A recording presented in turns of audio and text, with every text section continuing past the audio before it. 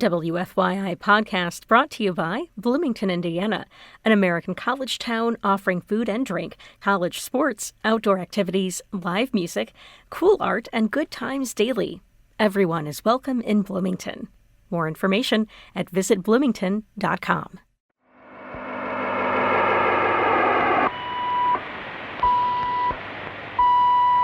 We're going to take a trip right now.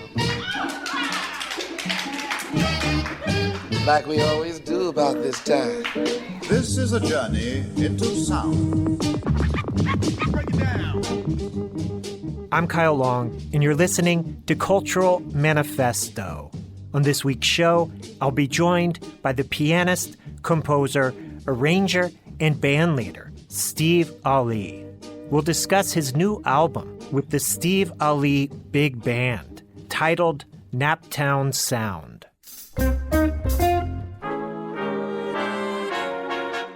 The album features an all-star group performing music that celebrates the musicians, teachers, mentors, history, and places that contributed to the development of the Naptown Sound. The Steve Allee Big Band will perform Naptown Sound live at the Jazz Kitchen on April 5th. From West Montgomery to J.J. Johnson, Indianapolis has produced dozens of musicians who influenced the evolution of jazz music on a global scale.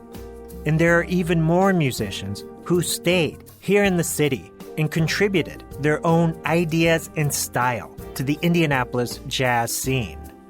According to Steve, the combined efforts of these musicians gave birth to the Naptown Sound, a distinct brand of jazz music. Many, many years ago, cities had their identifiable sound. There was in New Orleans and Chicago, but I think there was really an Indianapolis identifiable sound. Steve Allee came of age at a time when many historic Naptown players were still active on the scene. Steve was befriended and mentored by legendary Indianapolis jazz musicians like Russell Webster, Jimmy Coe, Pookie Johnson, Claude Sifferlen, and Errol Grandy. Steve began performing professionally as a teenager, touring with the legendary jazz drummer Buddy Rich. His debut recording, a brilliant 1973 session with the Baron Von Ohlen Quartet, remains a favorite among jazz fans around the world, with original copies selling for over $200 on the collector's market. Over the years, Steve has worked with a long list of jazz luminaries, including Slide Hampton, James Moody, Rufus Reid, Curtis Fuller, Milt Hinton, and many others. Steve has also gained notoriety for his work as a composer. He's composed music for the Indianapolis Symphony Orchestra, and his compositions have been featured in documentaries and television programs, from Friends to The Martha Stewart Show. Let's join my conversation with Steve Allee. Steve, thank you for being here. Thank you for having me today, Kyle. We're going to discuss your new album with the Steve Allee Big Band, Naptown Sound. The record sounds amazing, so congratulations. Thank you. I'm thrilled. The album pays tribute to the Naptown Sound, a sound that was shaped by generations of jazz musicians in Indianapolis, from Errol Grandy to Wes Montgomery, J.J. Johnson, Slide Hampton, Jimmy Coe, Freddie Hubbard, just dozens of musicians who contributed to this sound. As we get started, tell us a bit about why you wanted to create an album sort of celebrating and exploring the Naptown Sound. I think it's because I've been writing a lot, and I think of my teachers and my mentors and the sound that they had, and I guess it's coming back to me, those influences that I had really early on as a teenager in my 20s and 30s. Working with Claude Sifferlen and John Von Ohlen, and then and Russell Webster very early on, and then a little later Pookie Johnson and Jimmy Coe, and then later even Slide Hampton, and Virgil Jones and James Spaulding. And I think many years ago, before we had mass communication, cities had kind of their identifiable sound. There was a New Orleans and Chicago and Kansas City sound. I mean, and New York, of course. But I think there was really an Indianapolis identifiable sound, you know, and I always equate that with a lush harmonic structure like in Errol, Grandy and J.J. Johnson and Slide Hampton and those great players and writers. And I had to pay tribute. I mean, that's in my DNA. So it was just kind of a no-brainer. I mean, this is what I do already. That's in my sound as well. One thing I appreciate about you, and a reason why you're the perfect person to make this album, is that I ask a lot of musicians, is there a Naptown sound? And most of them say yes, but very few people can quantify it, particularly in kind of musical terms. But you're one of the few people who's willing and able to take a shot at that. So I appreciate that you have that explanation. Well, thank you. I would just say to them, just put on a Wes Montgomery album, and that swing feel that Wes got. I mean, I could be wrong about this. This is just it's hypothetical, but he had a kind of a straight eighth note feel that was just fantastic, and as well as Melvin Ryan, you know, on organ. Just had that to me was the Naptown feel, and it kind of got validated by Rick Savage, a trumpet player that played in our band many years ago, and he moved to New York, and he'd been in New York for 30 years, and he came to Indianapolis, and we played together, and he says, boy, you guys have that Indianapolis swing feel, you know, and that kind of validated. I mean, he really saw a difference between the Indianapolis feel and the New York feel. I know we've talked about this before, but I think respect has to be paid to Errol Grandy, a pianist and music teacher who taught a lot of musicians like Wes Montgomery. And maybe some of the seeds of the Naptown Sound are from the mind and fingers of Errol Grandy. Well, what do you think? I think I've told you this story, maybe, but I was told that at Crispus Attucks High School, when Errol Grandy was there and J.J. Johnson and Jimmy Coe were all together, and Errol was playing the piano, and Jimmy Coe told me that J.J. Johnson was looking over Errol's shoulder, really checking out the chords that he was playing at that time. And I thought that was so cool. That kind of took me all the way back. But then I was just thinking of this yesterday, that Chuck Carter, a saxophonist in our big band many years ago, gave me his CD collection of all the cassette tapes that he converted to CDs while we were playing at Crazy Al's, that is now the Jazz Kitchen. And Errol Grandy used to come in every Monday night when we played, and we would ask him to set in. So I will share I gotta hear that. a couple of, he would sit in on Fender Rhodes, and then we got a piano later. So I'd love for you to hear Errol sitting in with the band. Yeah, thank you. Yeah, please. Steve, 7 of the 9 tracks on Naptown Sound were composed by you. Did you write this music specifically for this release as part of this concept? And if so, how did you approach writing for this record, the Naptown Sound? I had been working on some of the charts like Hubbub.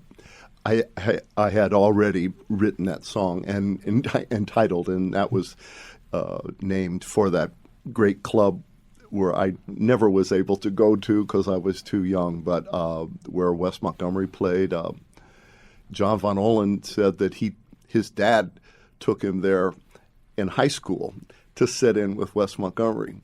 So I knew Freddie Hubbard had played there as well, and Jimmy Coe and all the guys. A lot of touring acts came through too. Yeah, pretty prominent I saw people. You mentioned Johnny Lytle and Wilbur Longmire, right? Yeah, I think. Right. Yeah. So, it was a spot. So this was a song dedicated to that. Yeah. And then there was a song called Wes at the Turf. I wanted to write a song dedicated to Wes but it may be in the more contemporary style. So this is kind of like, I guess, would you say work song? No, I'm sorry. Road song? Yeah, work song. Road song. Road song. Yeah. And so this is kind of a tribute to him in that way. So you were kind of molding the music around the concepts of the record. Yes. Yeah. Yes.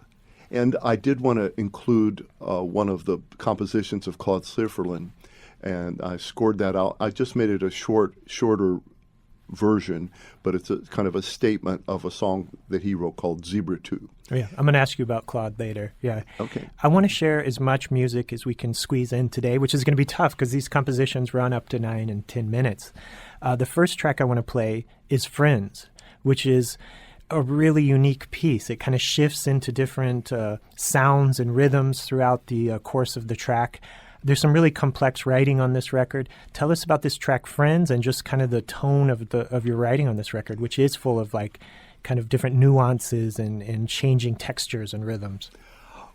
Well, in our band, we're really fortunate that all the saxophone players double on other woodwind instruments. So as well as all playing saxophones, we also have flute, clarinet, bass clarinet. And so I love those textures in the band. In fact, I love bass clarinet so much, it's probably on more than half of the album. There's a versatility in its sound, and it blends with trombones well as woodwinds. So, yeah, so I was experimenting with I have to honestly say that I started this during the 4th of July weekend a couple years ago, and so for a while I called it Freedom. And then I realized that this really has a Brazilian feel to it. And then I started thinking of my Brazilian friends.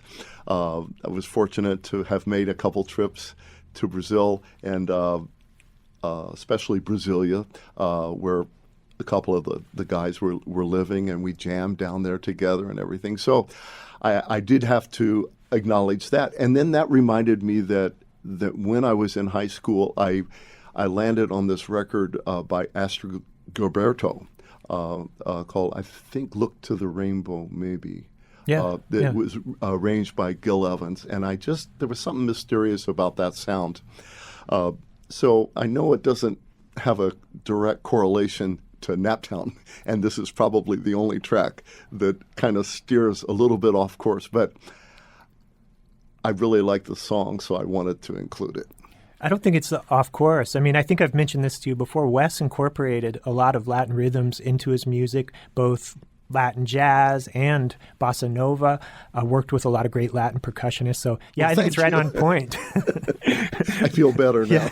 Well, let's listen to this track off the new album, Naptown Sound. This is the Steve Allee Big Band with Friends.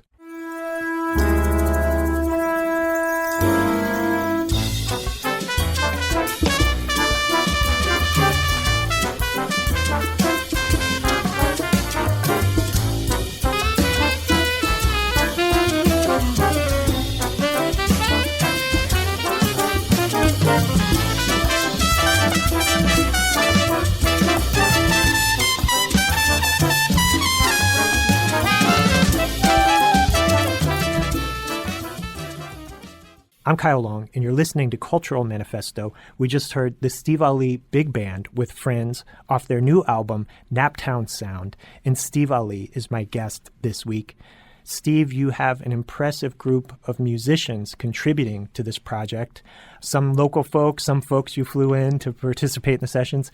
Tell us about some of the musicians we're hearing on this project and the conductor of the band. Yes, of course.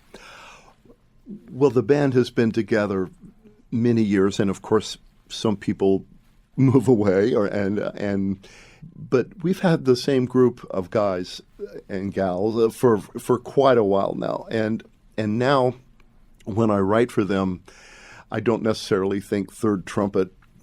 I think Anson Banks, or fourth trumpet. I think of John Raymond. So I think of their sound, and I kind of borrow that. I mean, that's how Duke Ellington wrote for his band. He wrote for the personalities of that band. And so for me, you have to have a really amazing lead trumpet player in a band and a drummer. To me, I think that's the pillars of the band. And I have the best of the best, and that's Joey Tartell on lead trumpet, originally from Chicago, but now in Bloomington, Indiana at IU, and Steve Houghton on drums. And he's originally from Wisconsin, studied at North Texas, met Lyle Mays and Ed Soph and many other great musicians, Mark Johnson, and then when he was a senior in college, he was drafted by Woody Herman. The whole rhythm section was drafted to be on Woody Herman's band for a couple years. And then he went to L.A. and became Freddie Hubbard's drummer for almost 5 years. So to me, Steve really brought the depth of knowing how to play with the big band. He also played with Bill Holman's band, Bob Florence, Toshiko's band, John Williams, the film composer. I mean, he doesn't get paid as much as he really deserves. But anyway, I'm kind of lingering. And then the bass is Jeremy Allen from Bloomington, Indiana. And this is going to take a while, but I'm going to try to truncate it the best I can. If you can. But we have the musical mayor of Indianapolis on tenor saxophone, Mr. Rob Dixon. Rob is just an amazing person. He has a vision for the music of Indianapolis. He is a wonderful educator. I just can't say enough great things about Rob. Then Mike Strickland is our lead player, a lead alto, plays flute, soprano sax as well. Matt Pivick, professor from Butler University. Chip McNeil played with Arturo Sandoval, and he's the director of jazz studies at the University of Illinois. Ned Boyd on bass clarinet. And then we brought in Jim Pugh to play lead trombone, and he's also a professor at University of Illinois. And then Jared Roden on bass trombone, kind of an original. He's been on the band many, many, many years. Rich Dole, wonderful bass trombone and tenor trombone player. And then I brought Zach Granger in from Cincinnati, who's was a former grad student in Cincinnati, but I just always loved his playing so much, so I brought him in. We also have an expanded rhythm section. We have Rusty Burge on vibes from Cincinnati. We have Sandy Williams on guitar, and and Jeff Conrad on trumpet, Anson Banks, John Raymond all on trumpet, and last but not least, we needed a conductor to lead our sessions. So my son David suggested that we bring in John Clayton, the esteemed bassist and arranger-composer from L.A., to conduct our sessions. And coincidentally, he had played as an undergrad on our original Downtown Blues album way back when, 40 years ago. So, there's the long answer. Incredible to your band, question. yeah. Steve, you mentioned the big band's been around for a while. Was it 1979 that you started the group, or was it earlier than that? I thought it was 77. It's 77. Wow. I'm not positive, though. I know you're not playing every week with the big band, but to maintain a big band for nearly 50 years, that's a pretty major achievement. Well, sometimes we've only played once a year. Sure, yeah. While we've all been awesome. But we've been playing together more often. It's not easy to get 18 people together in the same place. But we did play opening night at the Jazz Kitchen now 31 years ago, this April 1st.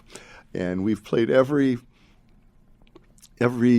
anniversary since then. And now we'll be celebrating the 31st anniversary of the Jazz Kitchen on April 5th of this year. And that coincidentally will also be our CD release party of Naptown Sound. What was the date again? April 5th. April 5th. Got it. Saturday, April 5th. Steve, the next track I want to share is Wes at the Turf, which you briefly commented on. This is one of several tracks on the album that pays tribute to some of the legendary clubs in the city. You also have the track Hubbub, which you mentioned, and Cooking at the Kitchen, a reference to the Jazz Kitchen. Anything you want to say about this piece before we listen? Wes at the Turf. Well, I wanted it to feature the guitar, and I've thought of the documentary film that was recorded in Bloomington that featured Dave Stryker, and he had performed live with a big band, with a great trio, with great arrangements by Brent Wallerab, the music of Wes Montgomery. And I thought, wow, I would love to have Dave play on this. So I asked Dave to play on a couple of the tracks of the album, and Wes at the Turf was one of them, because he had that octave, beautiful guitar sound. And then just one other quick note was when I was taking lessons on accordion in Speedway, Indiana, at the Woodward Academy of Music, and a couple of the guitar teachers used to go just down the street to the Turf Club and hear Wes Montgomery. I was only 14, so I couldn't get in, but they would come back and just be raving about this, and I was so envious and just kind of getting bitten by the bug, the jazz bug at that time. So I wanted to, and then the Turf Club became Aristo's, a pizza place later. A couple 3 decades later, and there used to be a Saturday afternoon jam session, and that's where I met Frank Smith, Stephen Greg Korn. They had a Jimmy McDaniels, Claude, Gene Folks, and John Von Ohlen were the house rhythm section there. And so everybody came in to jam every Saturday, and that was the former Turf Club. So you have some history there yourself. Yeah. And whether our listeners know it or not, I'm sure everyone has seen this club. It's in Hawville, directly across the street from Long's Donuts. And for the past 20-some, 30-some years, it's been a strip club. It's called Sunset Strip. So they've had a wild history there.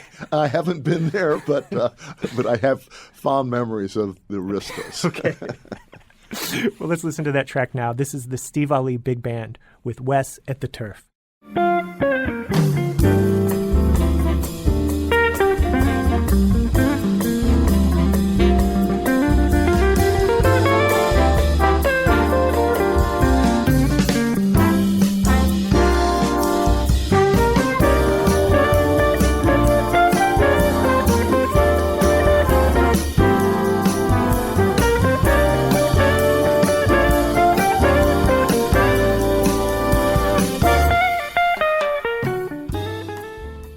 Cultural Manifesto will return with more words and music from Steve Allee after the short break.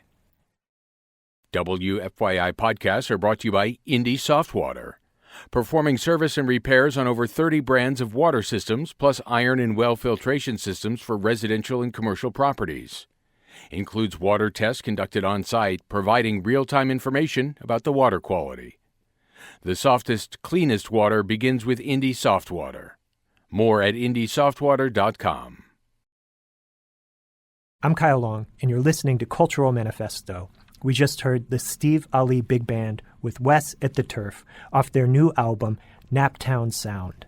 And Steve Allee is my guest this week.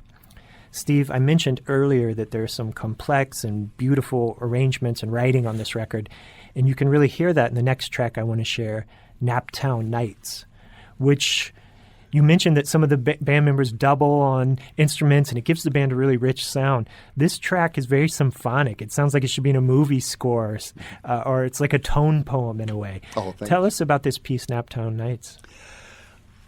Yes, I had that sound.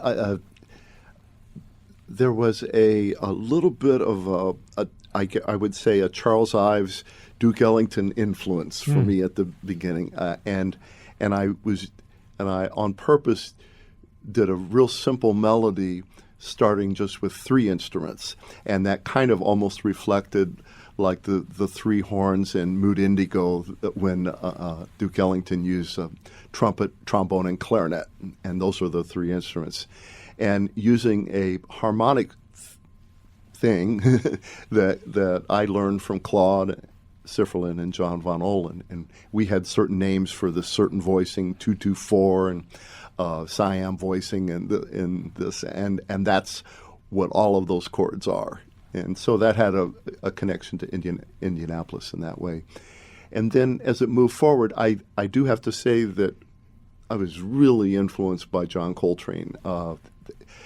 That music, along with Miles Davis, really changed my life significantly. I mean, Elvin Jones, McCoy Tyner, Jimmy Garrison, John Coltrane. I mean, I really, really did a deep dive into Coltrane. And so to me, the melody has a kind of a spiritual Coltrane-esque quality to it. And I must say that people like Russell Webster, had that sound. Claude Sifferlen had that sound as well. So, that was kind of the inspiration for getting into Naptown Nights. Yeah, I thought this was one of the highlights on the album. I love this track, and we're going to listen to it now. This is the Steve Allee Big Band with Naptown Nights.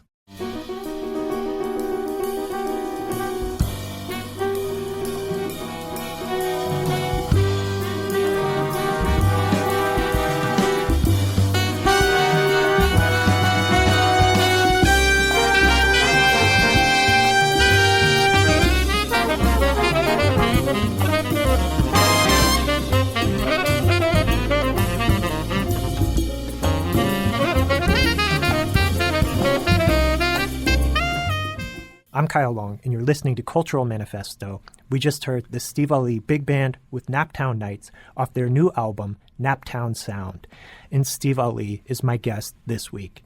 And Steve, throughout the conversation today, we've made reference to Claude Sifferlen, a longtime friend and former bandmate of yours. He was an incredible pianist and composer. The last track on the album is one of his compositions, Zebra 2. I know it's hard to do, but kind of give us a sense of who Claude Sifferlen was and what he meant to you and your life. Yeah. Yes, I'd love to. It's hard to do that in a concise way, as I was recommended to Claude by the trumpeter Jim Edison. And I was taking a couple writing lessons from Jim in high school, and he said, I think you'd love to meet Claude. And so I called Claude and went over to his house, and we called it lessons, and he would play the piano, and it wasn't like a traditional lessons. I would play. I just liked the whole vibe about Claude. I mean, sometimes he would just put a pair of headphones on me and introduce me to new albums like Chick Corea's Now He Sings, Now He Sobs. He introduced me to Igor Stravinsky, Rite of Spring, Toru Takemitsu. Incidentally, when you were interviewing Anthony Davis, the first two of his influences he mentioned was Stravinsky and Toru Takemitsu. Claude also introduced me to the music of Charles Ives. So I think that's interesting that it wasn't all just a jazz a jazz dose, but it was a mix of many different types of music. And he would say, I'll play, and if you hear something, just tell me to stop. So he'd start playing. About 10 seconds later, I would go, stop, what was that chord? So, yeah, that was so much fun. He was really a really funny guy, but had a very dry sense of humor. And it's kind of hard to explain his humor, but it was great. And then he introduced me to, friends. He was just kind of just a wonderful person like that, very generous. And then he had started having jam sessions at his house. And it was just kind of an open door policy. And I told this story to Preston Fox, the guitarist. I said, but I would call in the morning, and Claude would say, coffee's on. That meant we're playing today. And so otherwise, maybe he had to take his basset hound to the vet or something that day. But so he was very, very super generous. And then he had a gig just down the street at a hotel, but they didn't have a piano, so he bought a Farfisa organ. And at his house, he just set it up next to the piano. So since the organ was there, if one of us was playing the piano, the other guy would get up on the organ and play some bass lines and stuff. And that was my first experience doing the double keyboard. And then it turned out that I had when I got out of the Army, first of all, he recommended me for Buddy Rich's band, and I got to go out with Buddy for a little while.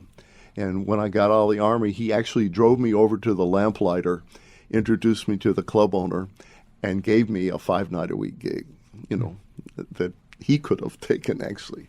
And so a couple months later, we needed a bass player, but there just weren't any at that time. So I asked Claude if he would like to come in and play. So we started the 2-keyboard sound with drums at that club, and then John Von Ohlen came in off of the road with Stan Kenton's band, and he said, "Wow, I love the sound that the 2 keyboards get."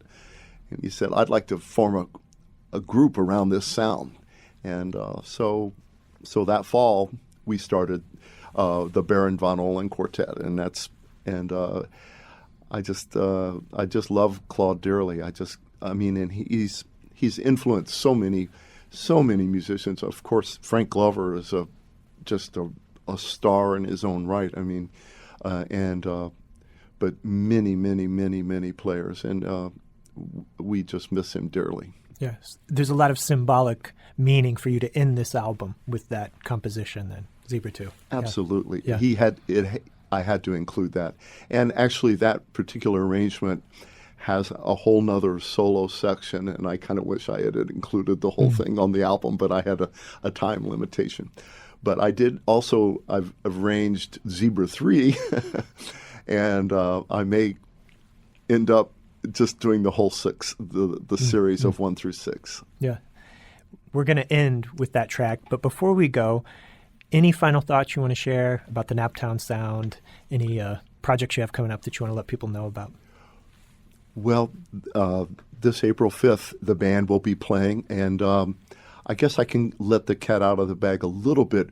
We had a very productive, very important to mention that this whole project would not have been possible without the dear support of the Indianapolis Jazz Foundation and many contributors. As you can imagine, 18 musicians in a recording studio, and the mixing and editing and producing CDs, and this album will be promoted via radio as well. Well, the great news is we recorded 16 songs in those 3 days, so we had enough for 2 albums. So there will be another album released in August, and that will be called Full Circle. Yeah, amazing. Congrats on the release of this record. It's a monumental project, and it sounds incredible, so congratulations. Oh, I really appreciate your support, Kyle, and your support for all of us here in Indiana. I can't. You have become the missing link for us to tell the story of the history of our music here in Indianapolis, and we're very proud to tell it. Appreciate it. It's my pleasure to have you in here, and I thank you for coming through today. We're going to end with the track Zebra 2 from the new album Naptown Sound by the Steve Allee Big Band. Steve, thank you again for being here. Thank you, Kyle.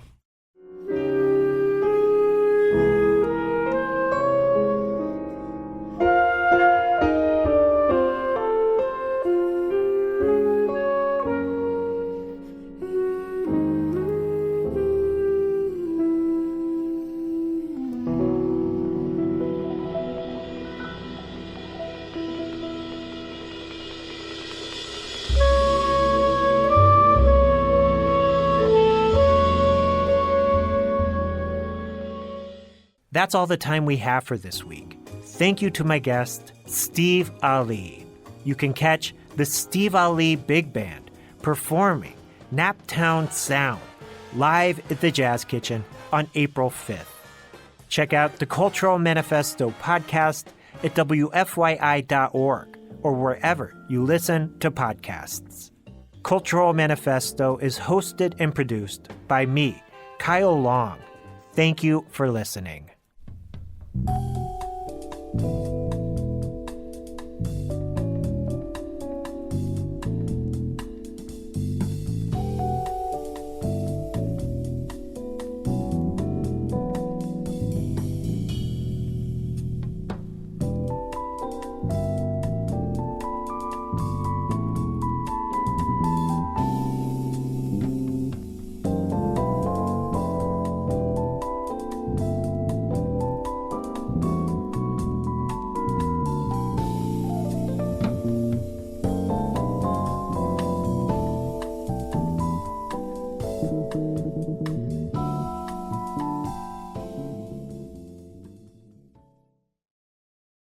WFYI podcast brought to you by Bloomington, Indiana, an American college town offering food and drink, college sports, outdoor activities, live music, cool art, and good times daily. Everyone is welcome in Bloomington. More information at visitbloomington.com.